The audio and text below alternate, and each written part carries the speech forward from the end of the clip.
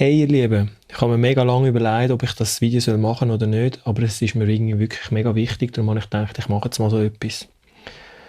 Es geht natürlich um Covid-19, das grosse Thema im Moment, und was mich einfach richtig traurig stimmt, ist die Fronten, die sich gebildet haben. Und ich möchte versuchen, mit dem Video die Fronten ein bisschen abzubauen und ein bisschen mehr Verständnis füreinander zu schaffen. Wenn wir die Fronten anschauen, dann nachher kann man eigentlich mal grob sagen, es gibt Menschen, die sagen, es braucht einen Lockdown und es sollte möglichst vielleicht sogar noch längeren Lockdown haben. Sie haben vielleicht sogar das Gefühl, dass man überstürzt wieder ins normale Leben zurückkehrt. Und auf der anderen Seite gibt es Menschen, die sagen, der Lockdown, der muss weg, der richtet grössere Schäden an als Covid-19 selber und wir sollten möglichst schnell wieder ins normale Leben zurückkehren. Wenn man das natürlich ein bisschen genauer anschaut, dann merkt man, dass das nicht so einfach ist. Die Leute, die für den Lockdown stehen, die haben vielleicht das Gefühl von Solidarität gegenüber den alten Menschen, die besonders gefährdet sind von Covid-19. Oder sie haben Angst, dass das Gesundheitssystem überlastet wird. Es kann auch sein, dass sie Angst haben, dass sie selber krank werden oder Verwandte oder Bekannte von ihnen. Oder sie haben vielleicht sogar auch Angst vor dem Tod, weil sie wirklich zu einer Risikogruppe gehören selber. Vielleicht informieren sich die Menschen vor allem durch die Medien, durch die Mainstream-Medien und sich entsprechend den Informationen auch vertrauen. Es kann natürlich auch sein, dass sie eine Maskenpflicht befürworten oder auch zum Beispiel eine Tracing-App. Und auf der anderen Seite ist natürlich die wirtschaftliche Seite. Aber es wäre jetzt natürlich auch wieder einfach, wenn wir einfach sagen, denen geht es einfach nur ums Geld. Weil die Solidarität ist auch auf dieser Seite. Zum Beispiel mit den Arbeitslosen, die es geben kann, oder zum Beispiel auch mit Berufsgruppen, die nicht wirklich geschützt sind, wie zum Beispiel Musiker. Da geht es natürlich auch um Bildung. Kinder, die Eltern die haben, die sie gut unterstützen können, profitieren. Kinder, die Eltern die haben, die sie nicht so gut unterstützen können, haben weniger Erfolg. Und das kann wirklich soziale Ungleichheiten schaffen. Auf der anderen Seite sind natürlich auch die psychologischen Auswirkungen von dem Lockdown. Was passiert mit Menschen, wenn sie so isoliert sind? Das muss überhaupt nicht allen gut gehen. Es ist auch die Frage, was macht das mit unseren Kindern? Stell dir doch mal vor, wir haben eine Generation von Kindern, die haben jetzt das prägende Ereignis. Dann kann man natürlich auch sehen, dass es da Menschen hat, die vielleicht der Berichterstattung nicht glauben. Sie denken an Edward Snowden, sie denken an WikiLeaks und vertrauen gar nicht erst, was überhaupt berichtet wird. Vielleicht denken sie auch, dass wir alle nur Marionetten sind vom Staat und überhaupt nichts machen können. Sie haben etwas gegen Bevormundung grundsätzlich. Sie denken an Autorität oder sie denken an Machtregime, die ausgebaut werden können unter dem Vorwand von Covid-19. Natürlich gibt es auch Menschen, die denken, das ist alles nur eine Wirtschaftsverschwörung, die ganzen Massnahmen sind nur eingeleitet worden, damit man wirtschaftlich irgendetwas Bestimmtes erreichen kann, sei es, dass die Armen ärmer oder die Reichen reicher werden. Und manche Menschen denken auch, dass das alles gemacht worden ist, um eine Impfpflicht einzuführen.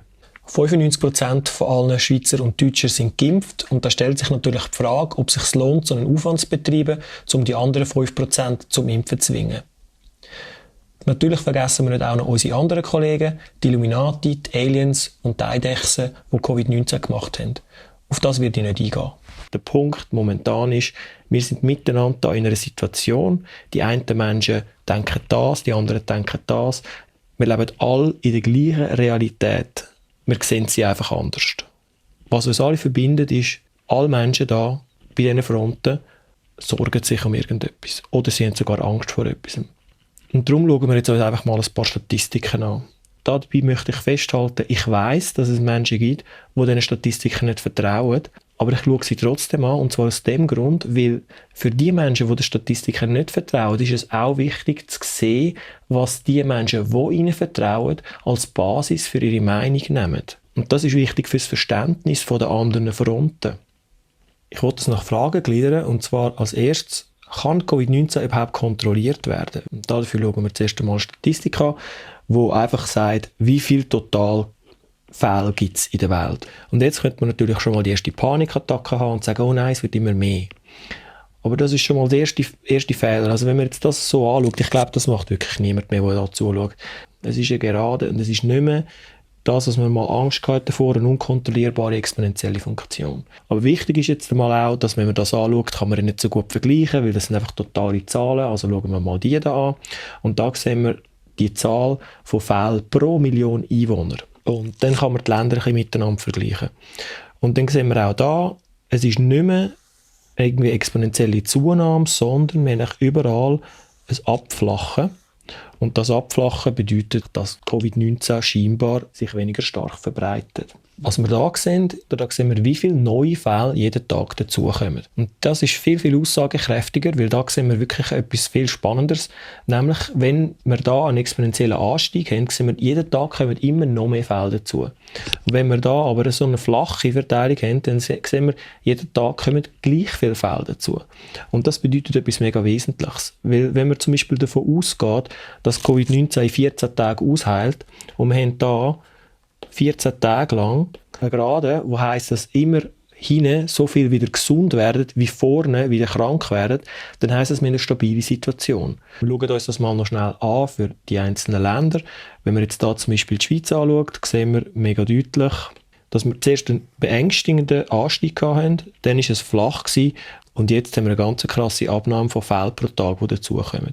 Und so ähnlich sieht das auch für andere Länder aus, zum Beispiel für Deutschland, zuerst Anstieg und dann nachher starke Abnahme. Und jetzt sind wir schlussendlich im Bereich, wo fast keine neuen Fälle mehr dazukommen. Interessant ist aber zum Beispiel zu schauen, was in England passiert ist. Wir haben am Anfang einen starken Anstieg und jetzt sind sie relativ flach noch unterwegs. Warum ist das so? England hat am Anfang auf Durchsuchung gesetzt. Also wir sehen eigentlich an diesen Statistiken, dass die miteinander übereinstimmen mit der Politik, die von den Ländern gefahren worden ist. Deutschland und die Schweiz sind rigoros eingefahren und dementsprechend hat es auch rigorose Effekte gegeben. Wenn man dem da glaubt, was da steht natürlich. Wenn wir jetzt noch eine weitere Grafik anschauen, das ist einfach eine Rangliste von den Ländern mit den meisten Fällen pro Million Einwohner. Wir sehen da, dass Luxemburg zuoberst ist mit 6'000 Fällen pro Million Einwohner. Und jetzt die Schlauen unter euch sagen jetzt natürlich gerade etwas und sie sagen, ja, was kommt doch darauf an, dass man testet. Wenn wir das jetzt nämlich anschauen und die Tests nebenan tun, dann fällt sofort auf, dass zum Beispiel Luxemburg tatsächlich mehr testet als die restlichen von diesen Ländern, die in dieser Rangliste zu oben sind. Und Luxemburg ist entsprechend auch weit oben. Also wer mehr testet, findet auch mehr Fälle. Was wir daraus schliessen können, ist, es ist nicht so ganz simpel, die Zahlen miteinander zu vergleichen. Man kann nicht einfach auf die totalen Zahlen da schauen und meinen, man hat da eine coole Rangliste wie im Sport. Das funktioniert definitiv nicht. Kann Covid-19 kontrolliert werden? Wir sehen wirklich klar an diesen Zahlen, dass Covid-19-Zunahme ist definitiv unter Kontrolle gebracht worden mit diesen Massnahmen. Das ist nicht irgendein schlimmes Schreckgespenst, wo man nichts dagegen machen kann, sondern man hat das gesehen, man hat etwas gemacht und es ist etwas passiert. Und das ist mega wichtig. Der Zustand im Mai 2020 ist stabil und wir haben keine exponentielle Zunahme mehr, eher Abnahme in vielen Ländern, weltweit noch nicht. Gehen wir zum nächsten Punkt. Ist Covid-19 wirklich gefährlich oder wie gefährlich ist es? Und dazu schauen wir jetzt einmal etwas an, was mit Covid-19 nichts zu tun hat. Das sind Statistiken, die gemacht werden. Und zwar wird erfasst für das Land, wie viele Menschen sterben eigentlich pro Woche. Und zwar egal an was, an irgendetwas. Schauen wir uns das mal für Deutschland an. Also, das bedeutet, wenn man das lesen will, heisst das, da an diesem Punkt sind in dieser Woche 2800 Menschen gestorben. Und wenn wir jetzt das anschauen, für ein anderes Jahr, zum Beispiel 2018, sehen wir, da hat es einen höheren Ausschlag gehabt. Was ist der höhere Ausschlag? Die Vermutung dort ist, dass das Grippewelle nicht war. Und jetzt kann man natürlich sagen, was? Die Grippewelle hat einen höheren Ausschlag gehabt als Covid-19. Nicht so schnell. Das ist jetzt einfach Deutschland. Und wenn man jetzt einfach nur die Grafik anschaut und nur das interpretiert, da gibt es einen Ausdruck dafür, das ist Cherry-Picking. Das heisst, man nimmt sich einfach nur das raus, was man gerade sehen will, damit es das bestätigt, was man will. Also sind wir jetzt mal ein bisschen genauer und wir schauen uns das für Europa an. Wenn wir jetzt genau das Gleiche für Europa anschauen, sieht das einfach ein bisschen anders aus. Also wir sehen zum Beispiel für 2016, das wäre da, ist das ziemlich gerade gelaufen. Da ist nicht viel passiert. Für 2017 sehen wir da jetzt einen rechten Ausschlag gehabt. Das war ebenfalls eine Grippewelle gewesen. Und wenn wir schauen, für 2018, das haben wir vorher schon gesehen, das ist da haben wir auch relativ grosse Grippewellen gehabt. Und was jetzt wesentlich ist, 2020, wir sehen da einen massiven Ausschlag. Und dieser Ausschlag ist vermutlich durch Covid-19, wie ihr seht auch, er ist später als Grippewellen waren, trifft genau mit dem zusammen, was wir momentan messen, auch an Covid-19-Fällen. Und wir sehen auch, dass eigentlich, wenn man die Fläche darunter anschaut, dass die vermutlich grösser ist als die von den Grippewellen. Jetzt könnte man wieder sagen, ja, aber es nimmt ja ab, das ist ja wie eine Grippewelle. Aber Dazu muss ich wieder sagen, nein, das ist einfach ein bisschen zu schnell, weil das da ist mit Massnahmen.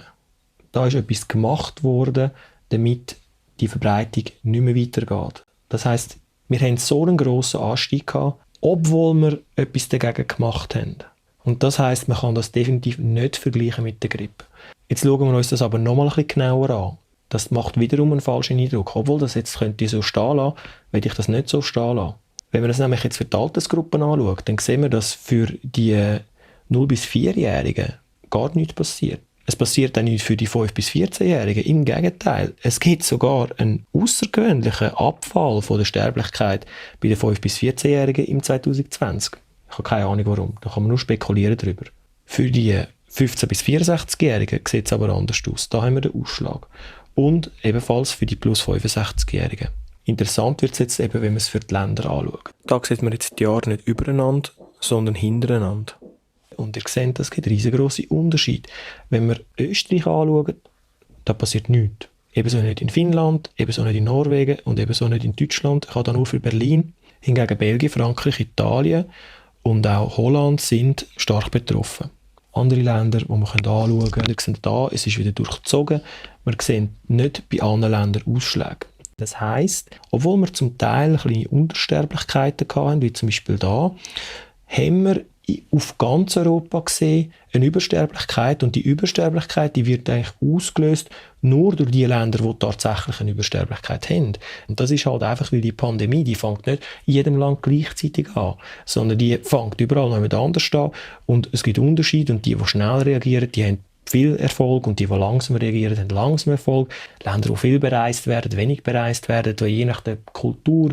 Wo unterm Strich sehen wir zum Beispiel jetzt England, der auf der Psyche gesetzt hat, hat einen grösseren Ausschlag. Den Ausschlag können wir auch vergleichen, weil da haben wir nicht Anzahl Tote total. Das wäre ja blöd, das zu vergleichen zwischen den Ländern mit verschiedenen Populationen, sondern was wir da haben, ist die Abweichung von der Norm.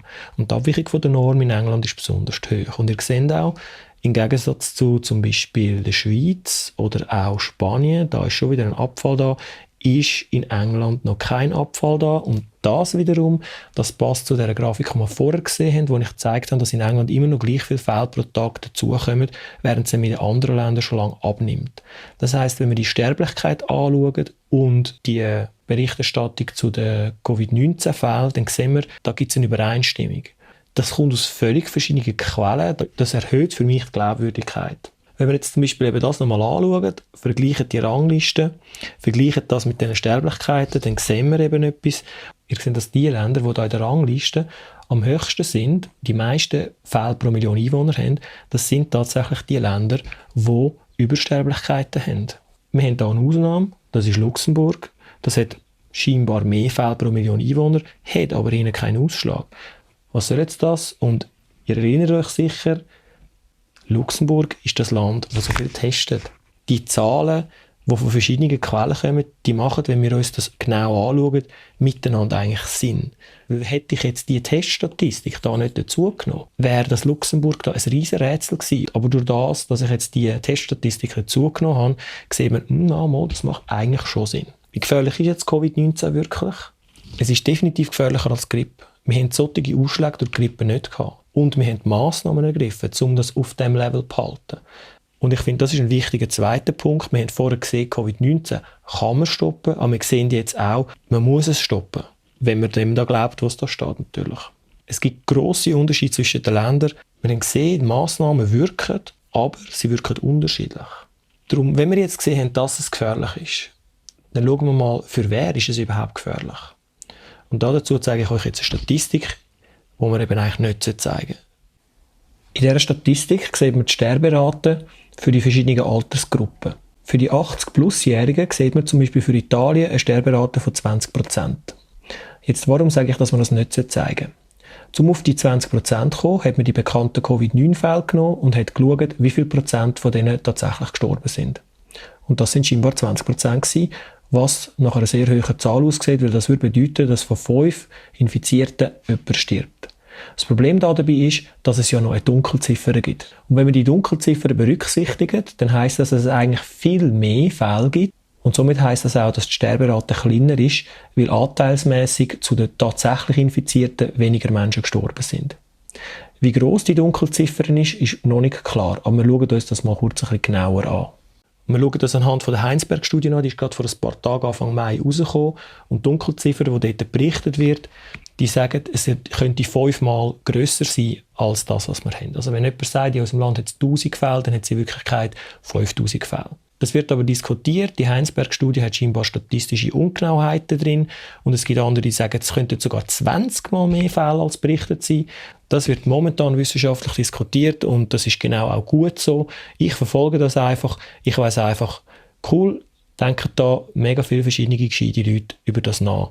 Wenn wir jetzt das weiter anschauen auf die Sterblichkeit, die Heinsberg-Studie kommt da auf über alle Altersgruppen 0,37%. Das wird ebenfalls wissenschaftlich diskutiert, weil die Sterblichkeit wird ja anhand von der Dunkelziffern mit den bekannten Fällen und den bekannten Todesfällen verrechnet. Und dort gibt es Ungewissheiten und darum müssen wir das eigentlich in einem Bereich angeben. Und das hat eben die Heinsberg-Studie nicht gemacht und aus dem Grund wird sie kritisiert und auch zu Recht. Aber das heisst nicht, dass sie komplett falsch ist. Es könnte sogar sein, dass sie die Sterblichkeit überschätzt. Wenn wir jetzt also zurückgehen, dann sehen wir eigentlich, dass, wenn wir jetzt das angeschaut haben, die 0,37%, ich sage jetzt auch mal 0,4%, das ist ja über alle Altersgruppen rein. Und wenn wir jetzt einfach sagen, zum Beispiel, wir haben 10-mal mehr Fälle, ich tue jetzt einfach mal ein bisschen irgendetwas schreiben und rechnen, egal ob jetzt das genau richtig ist, aber nur um ein Bild zu vermitteln. Wenn wir jetzt einfach sagen, es hätte eigentlich 10-mal mehr Fälle, als wir wirklich sehen, und wir gehen davon aus, wir haben tatsächlich die Toten gefunden, dann kommen wir da, wenn wir sagen, das ist 17% Sterblichkeit im Schnitt, verschiedene Länder, dann müssen wir das geteilt durch 10 rechnen, dann hätten wir eine Sterblichkeit bei den älteren Menschen von 1,7%. Das ist definitiv nicht richtig, was ich da geschrieben habe, aber einfach zum zeigen, wie sich das verringert.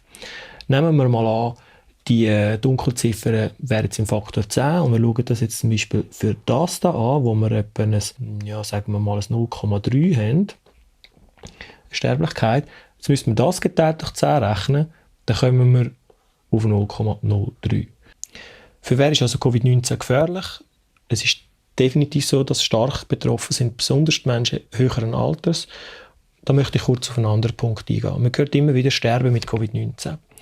Also man lebt und dann stirbt man. Und wann ist das genau? Ist das nach einer Woche? Also ich bin heute ein kranker alter Mann oder vielleicht bin ich einfach ein alter Mann, der über 80 ist. Wie lange habe ich jetzt noch zu leben ab heute? Eine Woche? Einen Monat? 3 Monate? 6 Monate? Ein Jahr oder 2 Jahre. Und jetzt komme ich Covid-19 über. Jetzt sterbe ich halt schon morgen oder übermorgen. Wie viel habe ich jetzt verloren? Wie lange hätte ich noch gelebt? Wer entscheidet das? Ich finde das irgendwie mega erstaunlich, dass das immer wieder gesagt wird. Die Menschen wären sowieso gestorben. Ja, wir werden alle sowieso sterben. Aber wenn? Wann sterben wir? Wie lange haben wir noch mit unseren Verwandten und Kindern? Wie lange hat es Grosse noch mit ihren Enkeln? Ich finde das eine mega herzlose Argumentation und ich verstehe nicht, wieso das immer wieder gebracht wird. Ich meine, es ist schon wichtig, die Gefahr insgesamt einschätzen, aber ich finde einfach nicht, man kann sagen, ja, wir lassen das einfach hüten, weil die Leute sterben sowieso. Ich finde, die Argumentation ist herzlos. Die nächste Frage ist, bestehen unsere Gesundheitssysteme? Ich zeige das an der Schweiz. Und wenn wir jetzt das da anschauen, dann sehen wir, in der Schweiz haben wir da mal einen Peak gehabt und an diesem Peak ist es gehandelt worden und nachher ist es runtergegangen und wir sind heute an einem Stand, wo es ohne Problem verwaltbar ist. Wir sehen aber auch etwas Wichtiges und wir sehen nämlich, dass das nicht in allen Kantonen so ist. Ein paar Kantone, die haben gar nichts gehabt, dort ist nicht gross etwas gelaufen. Und umgekehrt sehen wir andere Kantone, dort ist mehr passiert. Das ist mega wichtig zu sehen, weil das ist eigentlich exemplarisch für die Welt. Es ist nicht überall gleich, die Fälle sind verschieden verteilt. Also immer, wenn man etwas vergleicht oder dann sagt, im Kanton Aargau sind Krankenhäuser leer gewesen, darum ist Covid-19 nicht schlimm, das funktioniert so nicht. Und ich finde es auch nicht wirklich schlau, wenn man sagt, ja, Gesender, es ist ja gar nichts passiert, das ist etwa so, wie wenn man würde sagen, ich lege eine Winterjacke an, damit ich rausgehe und mich nicht verkälte. Und dann kommt man rein und sagt, hey Gesender, ich habe mich nicht verkältet, ich hätte keine Jacke gebraucht. Andere Gebiete zum Beispiel wie New York oder Norditalien, Madrid oder auch Ecuador, dort sind die Gesundheitssysteme absolut am Anschlag gewesen. Und man kann jetzt nicht einfach sagen, bei uns wäre das nie passiert. Wir wissen das nicht. Wirklich wissen können wir es nicht. Wir können aber sehen, dass es in Ländern mit guten Gesundheitsversorgungen hat es definitiv Probleme gegeben durch Covid-19. Genau wissen können wir es nicht. Es ist einfach so, dass doch sehr viel darauf hinweist. Das Fazit zu dem Gesundheitssystem ist dementsprechend für mich, je nach Region und Intensität bewältigt die Gesundheitssysteme die bisherigen Wellen problemlos oder mit grossen Schwierigkeiten. Man muss es unterscheiden, mit anderen Worten. Man muss differenzieren, aber es ist möglich. Das heisseste Thema ist natürlich momentan der Lockdown. Braucht es die Lockdowns? Schauen wir uns das einmal an. Das ist die Entwicklung vom R-Wert in der Schweiz. Der R-Wert ist, wie viele Menschen das von einer anderen Person angesteckt werden. Wenn der R-Wert 2 ist, bedeutet das, ich stecke 2 Personen an. Jede Person, die ich angesteckt habe, steckt wieder 2 Personen an, die wieder 2 und wieder 2. Das ist genau das, was ein exponentieller Verlauf ist. Wenn der R-Wert unter 1 fällt oder auf 1 ist, heisst das, ich stecke jemanden an, die Person steckt jemanden an, die Person steckt jemanden an. Wenn wir unter 1 sind, haben wir eine Abnahme, so wie wir es momentan in der Schweiz haben. Warum zeige ich euch das? Ich zeige das aus dem Grund, weil da ist wichtig zu sehen, dass dort sind zuerst Verhaltensregeln aufgestellt worden, man hat das Veranstaltungsgebot gemacht und gemäss der ETH-Studie ist da vorher schon ein Abfall in der Ansteckungsrate gewesen. Also der R-Wert ist schon abgefallen. Und dann durch die Massnahmen natürlich nochmal massiv mehr. Klar, es gibt Unsicherheiten in dem. Die ETH selber räumt ein, dass sie nicht hundertprozentig sicher sein können, dass das tatsächlich schon vorher passiert ist oder nicht. Das heisst, wir können nicht wirklich sagen, wie fest dass die 2 Massnahmen tatsächlich schon gewirkt haben. Das ist wiederum etwas, da müssen wir einfach warten, weil das Wissen dafür ist nicht wirklich vorhanden. Aber was wir machen können, ist weiter beobachten. Und das machen wir jetzt einmal. Wenn wir jetzt nämlich das da beobachten, was wir vorher schon gesehen haben, und mal mit anderen Augen anschauen, dann sehen wir, dass zum Beispiel ein Land, das auf Durchsuchung gesetzt hat, wie England, einen starken Ausschlag hat. Wir sehen ein Land wie die Schweiz, wo Massnahmen ergriffen hat, relativ schnell und relativ rigoros, kurzen Anstieg gehabt hat, nicht einmal wirklich viel mehr als Grippewelle, wahrscheinlich in der Gesamtanzahl ähnlich, und dann nachher entsprechenden Abnahme. Was jetzt interessant ist Schweden. Ihr seht, der Anstieg in Schweden ist vergleichbar, das seht ihr auch hier an dem Prozentwert, mit der Schweiz. Schweden hat vor allem Verhaltensregeln aufgestellt und sie haben einen ähnlichen Verlauf wie die Schweiz. Es ist bemerkenswert zu sehen, dass in Schweden mit Verhaltensregeln und relativ geringfügigen Einschränkungen ein ähnliches Ergebnis erzielt worden ist wie in der Schweiz. Wir müssen vorsichtig sein, die Schweden ticken anders als die Schweizer. Sie haben vielleicht andere soziale Kontakte, sie haben andere Bewegungsmuster. Man könnte das nicht einfach so vergleichen, aber wir müssen es zur Kenntnis nehmen, dass da ähnliche Effekte sind mit völlig unterschiedlichen Massnahmen. Braucht es also den Lockdown? Es gibt Anzeichen dafür, dass Lockdowns nicht die einzige Möglichkeit sind, um eine Ausbreitung zu verhindern. Unter dem Gesichtspunkt finde ich wichtig, dass Menschen, die Angst haben davor, dass der Lockdown zu schnell aufgehoben worden ist, sehen, dass es Anzeichen gibt, dass es auch anders geht. Schlussendlich geht es um Vertrauensfragen. Und zwar das Vertrauen ins Volk und die Eigenverantwortung. Ich finde eigentlich, wenn unsere Regierung uns einsperrt und sagt, ihr dürft nicht mehr raus, ihr dürft nicht mehr Leute als 5 Personen treffen, dann ist das im Grunde genommen auch unsere Regierung, die uns sagt, wir vertrauen nicht, dass ihr euch an Regeln halten könnt, wir vertrauen nicht in eure Eigenverantwortung. Und das geht eben Hand in Hand damit, dass nicht alle Menschen Covid-19 gleich ernst nehmen. Wie wir an der Front gesehen haben, gibt es Leute, die halten Covid-19 für nicht gefährlich oder sogar für eine Lüge. Und es gibt andere Leute, die haben mega Angst davor. Und wenn sich dann halt nur ein Teil der Bevölkerung an die Massnahmen hält, was macht dann die Regierung? Sie erlässt Gesetze, dass sich die Leute an die Massnahmen halten. Und auch wenn man jetzt vielleicht auf der einen oder anderen Seite von dem ist, wir müssen respektieren, dass es alle Gruppen gibt.